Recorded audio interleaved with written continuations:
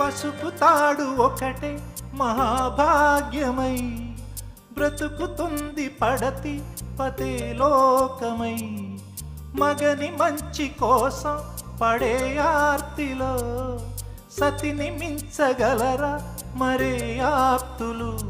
ఏ పూజ చేసినా ఏ నోము నోచినా ఏ స్వార్థము లేని త్యాగం భార్యగా రూపమే పొందగా అపురూపమైనదమ్మ ఆడజన్మ.